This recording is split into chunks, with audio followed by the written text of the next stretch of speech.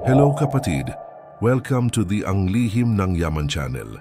Dito makakatanggap ka ng tunay na pagbabagong espiritual at malalim na koneksyon sa mga prinsipyo ng Diyos para sa iyong kaunlaran. Kung naabot mo ito hanggang ngayon, hindi ito nagkataon. Nais ng Diyos na palayain ka mula sa mga gawi na nagnanakaw sa iyong kasaganaan. Ihanda ang iyong puso dahil ang salitang ito ay yayanig sa malalalim na istruktura ng iyong espiritual na buhay. Marahil ay gumugol ka ng maraming taon na nagtataka kung bakit ang iba ay umuunlad habang ikaw ay nananatili sa parehong lugar sa pananalapi. Ang sagot ay maaaring mas malapit kaysa sa iniisip mo sa mga espiritual na gawi na pinaniniwalaan mong tama, ngunit talagang humaharang sa daloy ng pagpapala ng Diyos sa iyong buhay. Malinaw ang Biblia nang sabihin sa Hosea 4:6, "Ang aking bayan ay nawasak dahil sa kakulangan ng kaalaman." Kadalasan, nagkakaroon tayo ng mga pattern ng espiritual na pag-uugali na mukhang makadiyos, ngunit talagang hindi, na ayon sa mga prinsipyo ng kasaganaan ng Diyos. Hindi ako nagsasalita tungkol sa mga ritual o magic formula. Pinag-uusapan ko ang tungkol sa mga saloobin ng puso, nakatanim na pag-iisip at mga paraan ng pakikipag-ugnayan sa Diyos na nang hindi namamalayan ay lumilikha ng mga hadlang sa kasaganaan na nais niyang ibuhos sa iyo. Sa loob ng maraming taon, nasaksihan ko ang tapat, dedikadong mga nagsisimba na nagdarasal at nag-aayuno, ngunit patuloy na nahihirapan sa pananalapi. At ang issue ay hindi isang kakulangan ng pananampalataya, ito ay isang kakulangan ng pag-unawa sa kung paano tunay na gumagana ang Diyos sa lugar ng kasaganaan. Ngayon, ilantad namin ang 7 sa mga gawin na ito na maaaring hindi mo alam na mayroon ka. At higit sa lahat, matututo tayo mula sa salita kung paano sirain ang mga siklong ito at ihanay ang ating espiritual na buhay sa kalooban ng Diyos para sa ating kasaganaan. Mag-iwan ng komento. Alin sa mga lugar na ito ang sa tingin mo ay maaaring naglilimita sa iyo? Ang iyong katapatan ay makakatulong sa iba na dumaan sa parehong bagay. Lumikha tayo ng isang komunidad ng suporta at paglago ng isa't isa. Pero pagtibayin mo ang iyong sarili dahil ang unang ugali na ating ihahayag ay marahil ang pinaka nakakagulat sa lahat. Ito ay isang bagay na iniisip ng karamihan sa mga Kristiyano na sila ay nakalulugod sa Diyos. Ngunit sa katotohanan, sila ay lumilikha ng isang malakas na espiritual na bloke sa kaunlaran. Ang unang espiritual na ugali na nagpapanatili sa iyo sa kahirapan ay huwad na pagpapakumbaba tungkol sa pera. Ilang beses mo na bang narinig o sinabi pa nga ang mga pariralang tulad ng hindi nabibili ng pera ang kaligayahan, mas madaling dumaan sa butas ng karayom ang isang kamelyo o mamanahin ng mahihirap ang lupa. Ang mga pariralang ito, kapag na-misinterpret, ay lumilikha ng pag-iisip na ang pagiging Kristiyano ay nangangahulugan ng pagtanggap ng kakulangan bilang kasing kahulugan ng espiritualidad. Ang katotohanan sa Biblia ay lubos na naiiba. Sa Deuteronomy 8:18 sinabi ng Diyos, "Alalahanin mo ang Panginoon mong Diyos sapagkat Siya ang nagbibigay sa iyo ng kapangyarihan upang makakuha ng kayamanan." Pansinin na hindi hinahatulan ng Diyos ang kayamanan, kinikilala niya ang kanyang sarili bilang isa na nagbibigay ng kapangyarihan upang makuha ito. Lumilitaw ang problema kapag nalilito natin ang kapakumbabaan sa pagiging karaniwan sa pananalapi. Ang tunay na pagpapakumbaba ay ang pagkilala na ang lahat ay nagmumula sa Diyos at ginagamit ang mga mapagkukunang ibinibigay niya sa atin upang luwalhatiin siya at pagpalain ang iba. Hindi ito pagtanggi sa kasaganaang nais niyang ibigay sa atin. Si Abraham ay napakayaman. Si Solomon ay may walang katulad na kayamanan. Pinamahalaan ni Joseph ang buong ekonomiya ng Egypt. Ang mga lalaking ito ng Diyos ay hindi gaanong espiritual dahil sa pagiging maunlad. Naunawaan nila na ang kayamanan ay isang kasangkapan sa mga kamay ng mga naglilingkod sa Panginoon. Kapag hindi mo namamalayan na tinatanggihan ang kaunlaran sa pag-aakalang ito ay nagpapabanal sa iyo, tinatanggihan mo ang isa sa mga paraan ng Diyos sa paggamit sa iyo bilang isang daluyan ng pagpapala sa iba.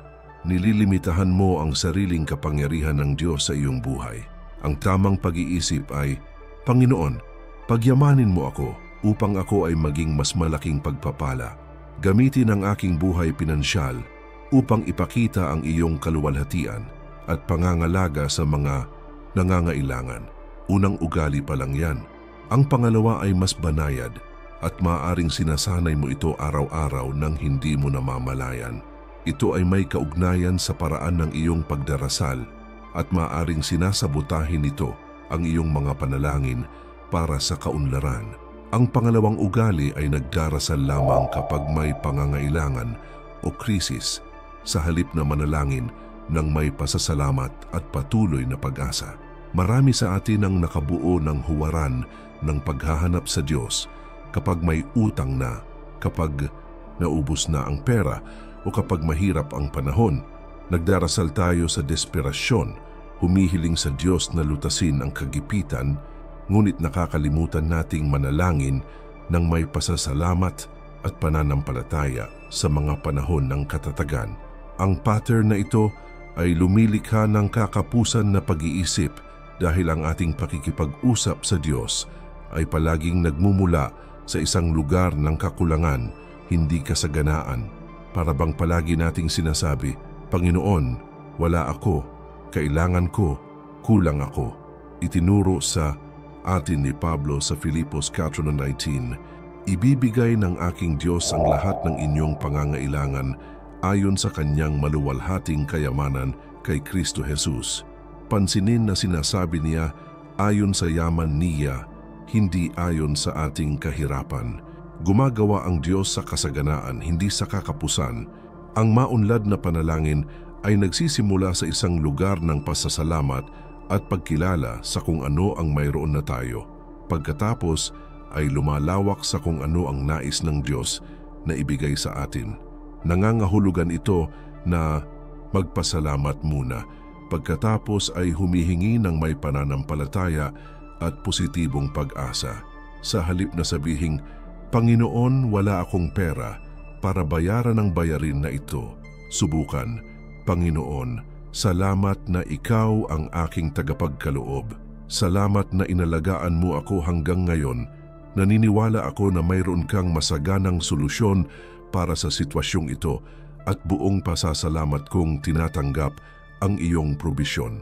Kapag nananalangin tayo mula sa kasaganaan ng Diyos kaysa sa ating kakulangan, ang ating pag-iisip ay naayon sa pag-iisip ng kaharian ng langit kung saan walang kakulangan. Ibahagi ang iyong karanasan. Paano naging nauugnay ang iyong mga panalangin sa pananalapi? Ikaw ba ay nagdarasal nang higit pa mula sa isang lugar ng kakulangan o kasaganaan? Ang iyong transparency ay maaaring magbigay ng inspirasyon sa iba na baguhin din ang pattern na ito. Ang ikatlong ugali ay may kinalaman sa isang bagay na iniisip natin na tayo ay bukas palad, ngunit ito ay aktwal na nagpapakita ng isang pangit na pag-unawa sa kung paano tinitingnan ng Diyos ang ating pinansiyal na pangangasiwa.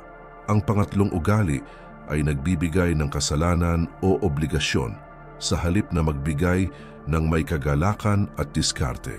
Marahil ay nakaramdam ka ng pressure na magbigay kahit na alam mong ikompromiso nito ang iyong mga pangunahing pangangailangan.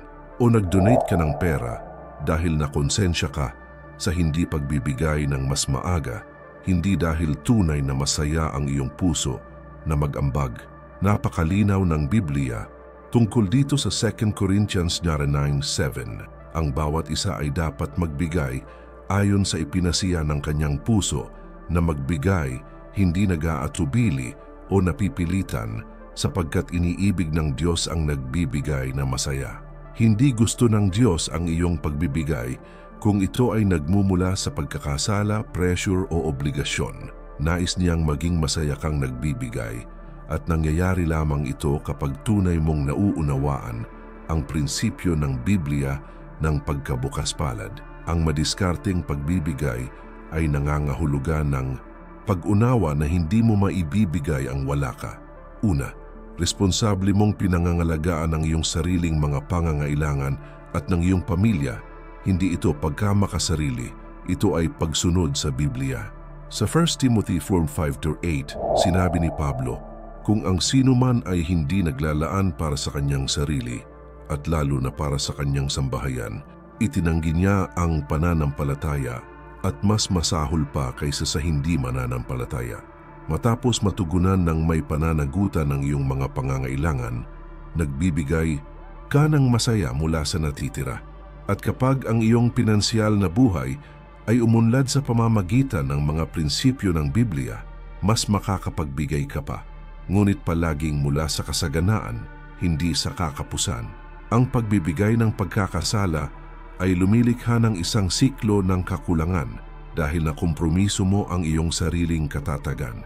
Ang pagbibigay ng may kagalakan at karunungan ay lumilikha ng isang siklo ng kaunlaran dahil pinararangalan mo ang Diyos, kapwa, sa pamamagitan ng pangangalaga sa iyong pamilya at sa pamamagitan ng pagpapala sa iba. Naniniwala ako binabago ng katotohanan ito ang paraan ng pagtingin mo sa biblikal na pagkabukas palad. I-like ang post na ito para mas maraming tao ang makatuklas ng mga mapagpalayang prinsipyong ito.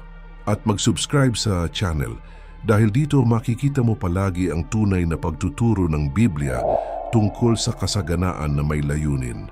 Manatili sa akin dahil ang pang-apat na ugali ay isang bagay na halos automatikong ginagawa namin araw-araw, lalo na kapag kami ay dumaranas ng kahirapan sa pananalapi. At ang ugali na ito ay ganap na nagpapadala ng maling mensahe sa Diyos tungkol sa ating pananampalataya. Ang pang-apat na ugali ay patuloy na pinag-uusapan ng kakulangan, kahirapan at problema sa pananalapi. Bigyang pansin ang iyong mga pag-uusap sa nakalipas na ilang araw. Ilang beses mo na bang pinag-usapan kung gaano kahirap ang mga bagay, gaano kahigpit ang pera, gaano kamahal ang lahat? Ito ay hindi tungkol sa pagtanggi sa katotohanan. Ito ay tungkol sa pag-unawa na ang ating mga salita ay may malikhain at espiritual na kapangyarihan.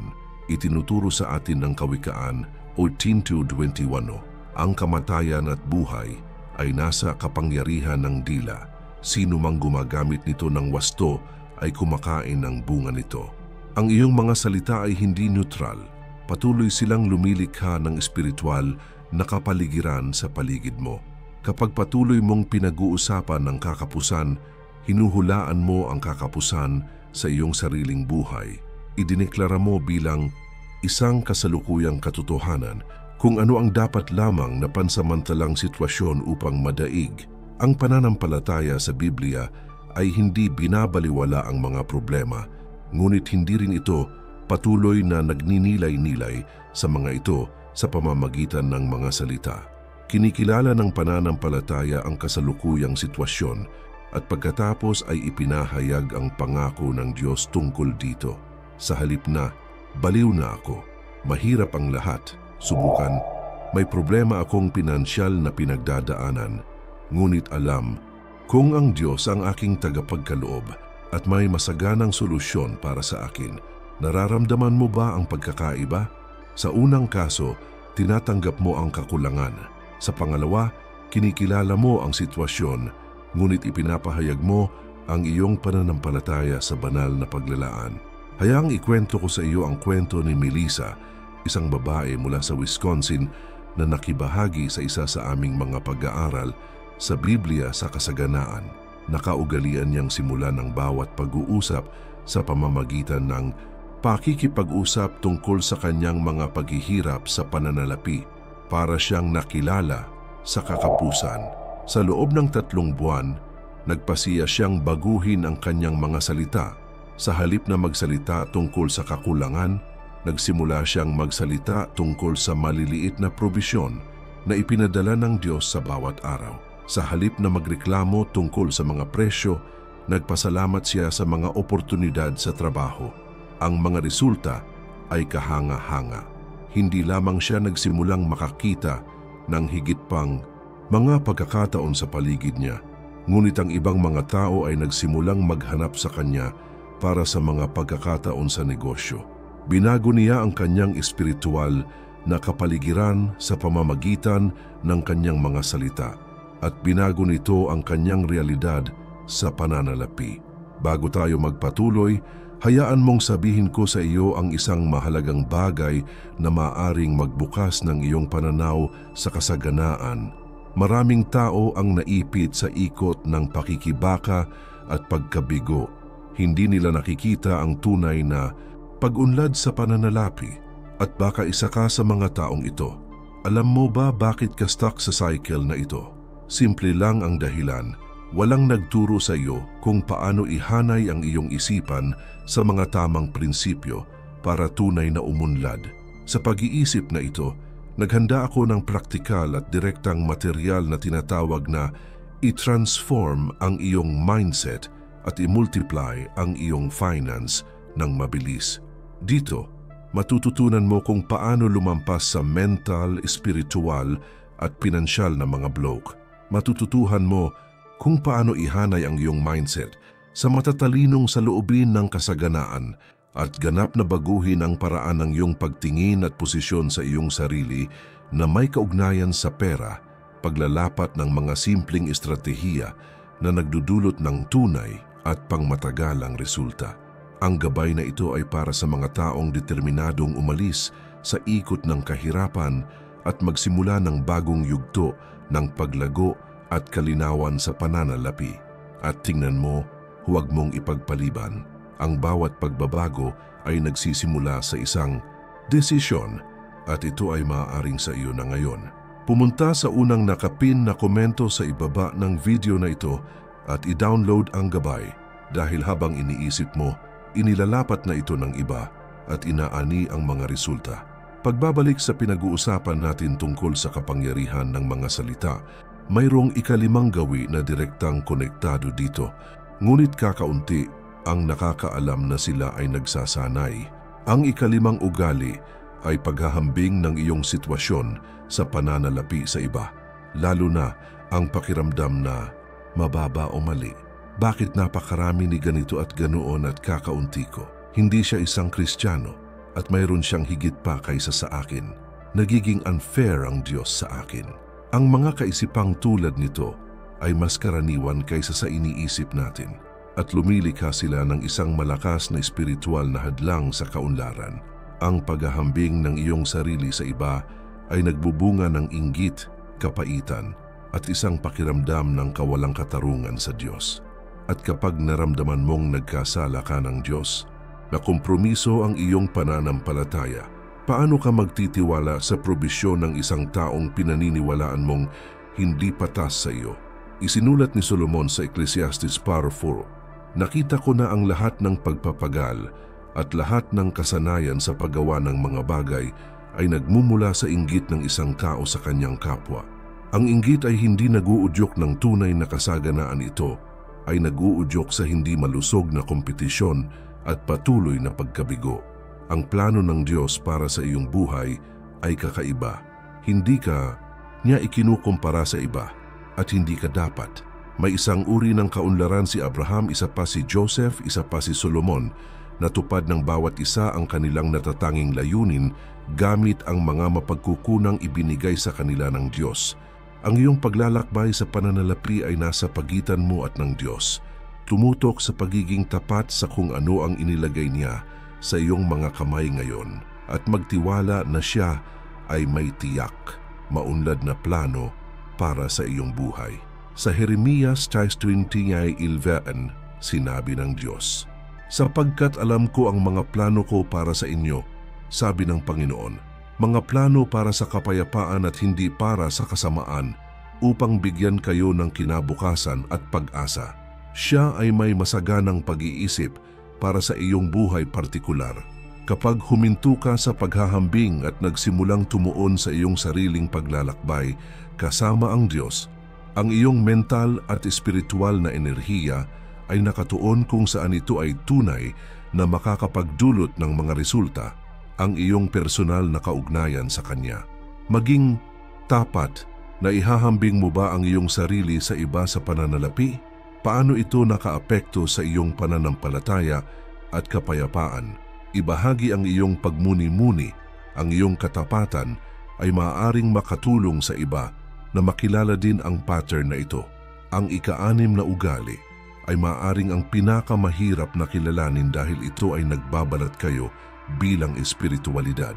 Ito ay isang bagay na iniisip natin na tayo ay nagpapasakop sa Diyos, ngunit sa katotohanan ay nililimitahan natin ang Kanyang pagkilos sa ating buhay.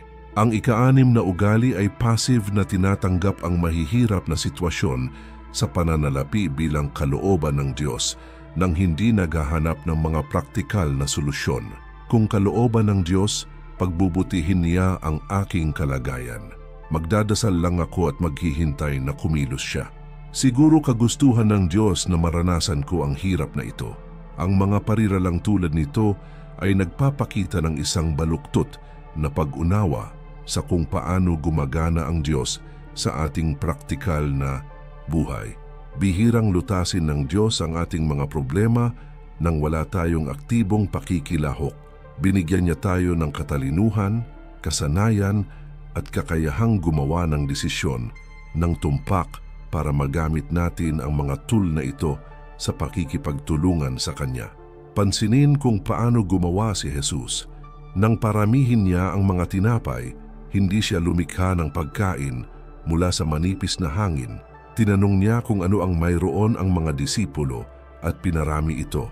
Nang pagalingin niya ang bulag, gumamit siya ng putik at laway. Gumagawa ang Diyos sa pamamagitan ng praktikal na paraan, hindi lamang sa mga supernatural na himala. Sa larangan ng pananalapi, nangangahulugan ito ng pagdarasal at pagkilos, paghahanap ng karunungan at paglalapat ng mga praktikal na prinsipyo, pagkakaroon ng pananampalataya at paggawa ng mga responsableng desisyon. Ang kawikaan ay puno ng praktikal na payo sa trabaho, pagpaplano at pamamahala sa pananalapi. Kung ang kalooban ng Diyos ay para sa atin na basta na lang tanggapin ang anumang sitwasyong pinansyal, bakit siya maglalaan ng napakaraming espasyo sa Biblia sa pagtuturo ng praktikal na karunungan? Ang pagiging pasibo na itinago bilang espiritualidad ay talagang isang kakulangan ng pananampalataya sa iyong kakayahan na maging isang katrabaho sa Diyos. Gusto niyang maging aktibong kalahok ka sa solusyon, hindi basta manonood. Ang mensaheng ito ay kailangang maabot ang iba na maaring nakulong sa ganitong pattern ng pagiging pasibo. Ibahagi ang video na ito para mas maraming buhay ang mababago ng mga prinsipyong ito sa Biblia. Ginagamit ka ng Diyos para dalhin ang paghahayag na ito sa mga nangangailangang makarinig nito. Ipinagkatiwala sa iyo ng Diyos ang katotohanan ito upang maging daan ka ng pagpapala sa iba. Huwag itago ang karunungan na ito sa iyong sarili. Paramihin ito sa pamamagitan ng pagbabahagi nito sa mga taong naghahanap din ng kaunlaran ng may layunin. Ngayon ay dumating na tayo sa ika-7 at huling ugali, at ang isang ito ay maaring ang pinakamapagpalaya sa lahat. Ito ang ugat ng lahat ng iba pang mga gawi na nabanggit natin. Ang ika-7 at huling ugali ay hindi pagkakaroon ng malinaw na pananaw sa layunin ng kaunlaran sa iyong buhay. Maraming tao ang naghahangad ng kaunlaran, ngunit hindi malinaw kung bakit.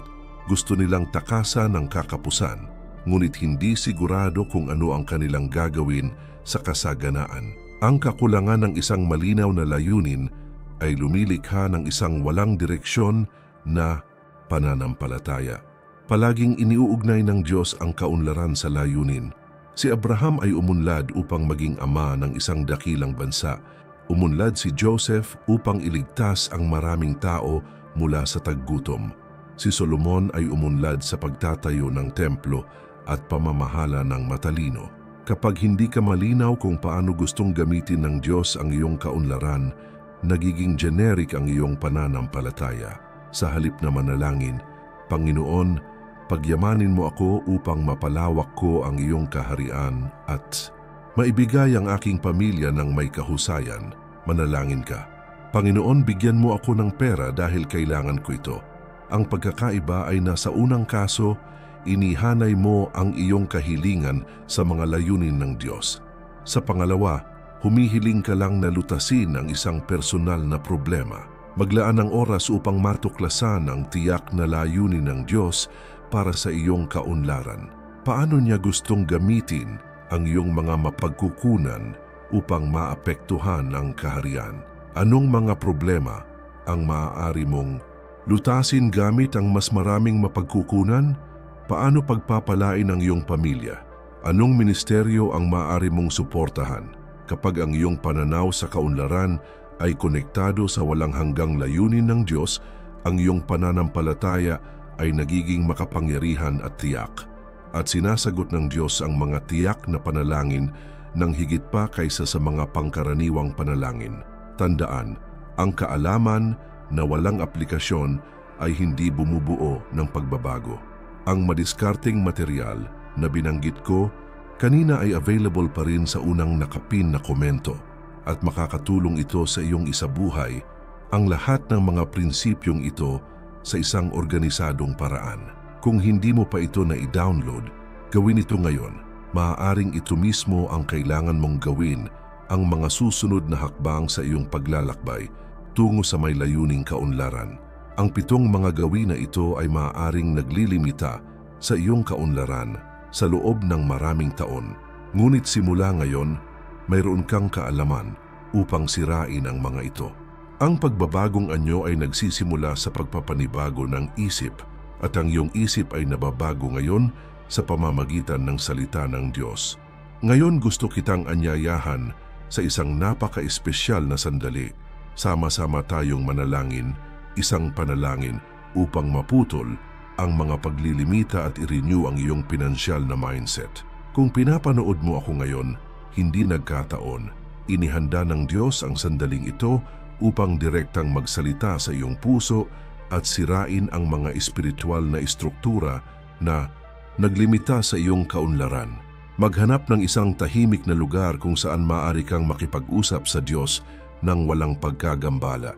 Kung nasa pampublikong lugar ka, maaari kang manalangin ng tahimik. Naririnig ng Diyos ang mga daing ng iyong puso. Ang mahalaga ay tunay kang kumonekta sa Kanya sa sandaling ito. Ipikit mo ang iyong mga mata at huminga ng malalim. Hayaang kumalma ang iyong isipan at buksan ang iyong espiritu upang matanggap ang gustong gawin ng Diyos sa iyong buhay pinansyal.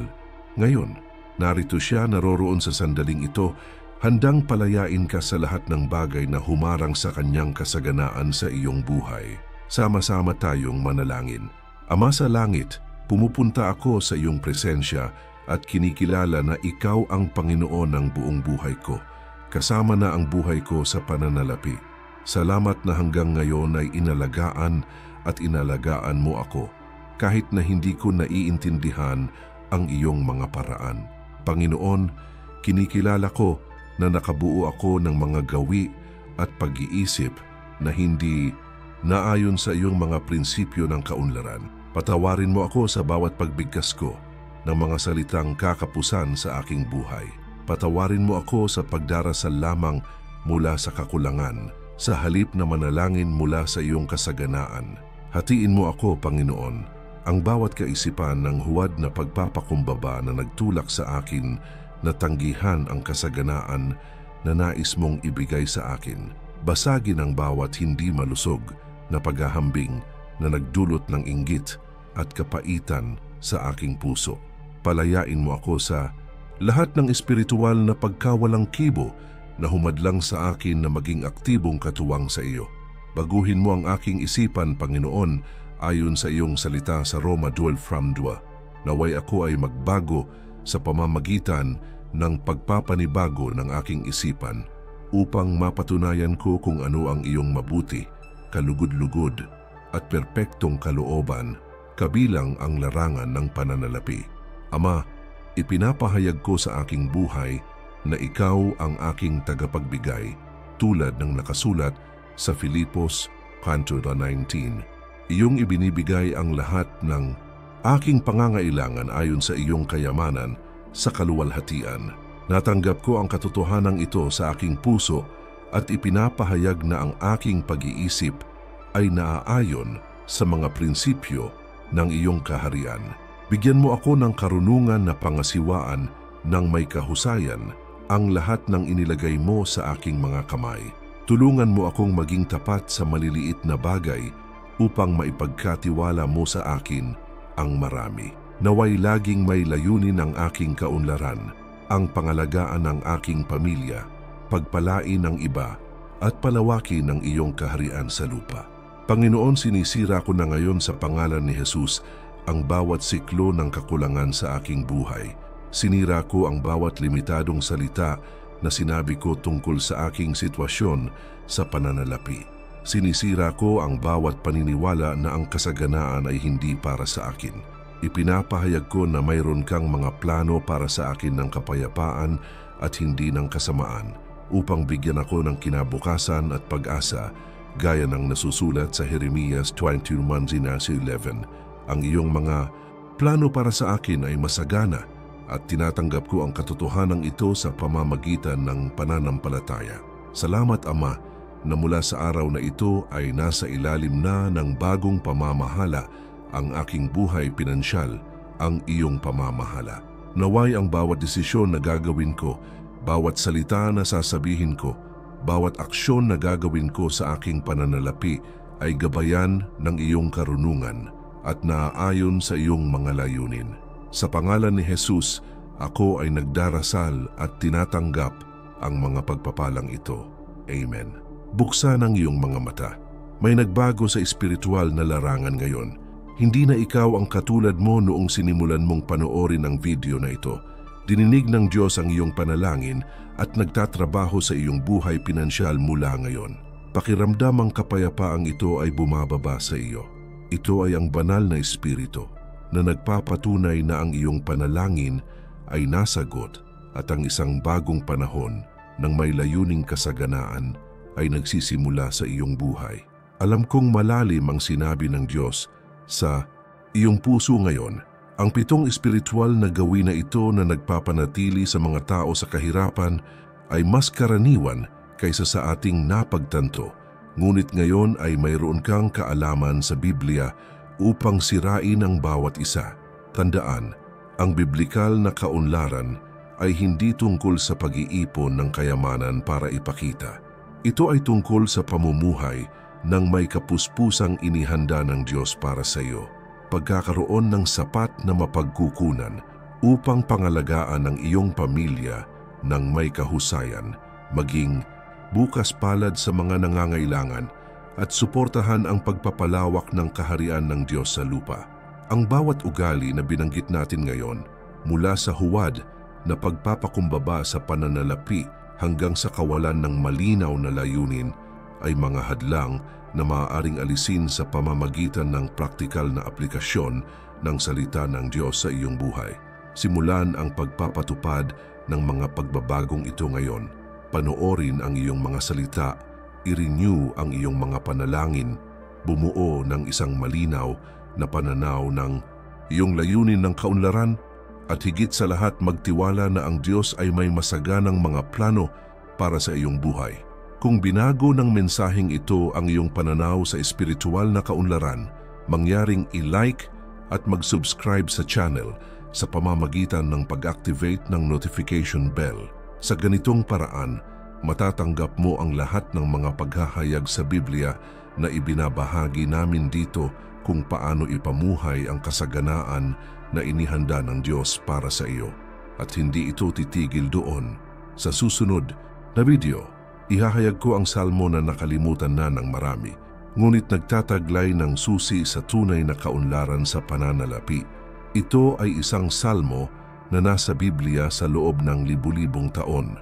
Ngunit kakaunti ang mga Kristiyanong tunay na nakakaunawa sa kapangyarihan nitong makapagpabago para sa larangan ng pananalapi. Kapag natuklasan mo ang mga prinsipyong nakatago sa salmo na ito at kung paano ilalapat ang mga ito sa iyong buhay, mauunawaan mo kung bakit maraming tao ang gumugugol ng kanilang buong buhay sa pakikibaka sa pananalapi, habang ang iba ay umunlad sa pamamagitan ng pagsunod sa mga turong ito. Ito ay maaaring ang biblikal na paghahayag na iyong nawawala upang ganap na i-unlock ang iyong kaunlaran. Huwag palampasin ito dahil ang awit na ito ay maaaring ang sagot na hinahanap mo. Hanggang doon pagpalain nawa ng Diyos ang iyong buhay ng sagana.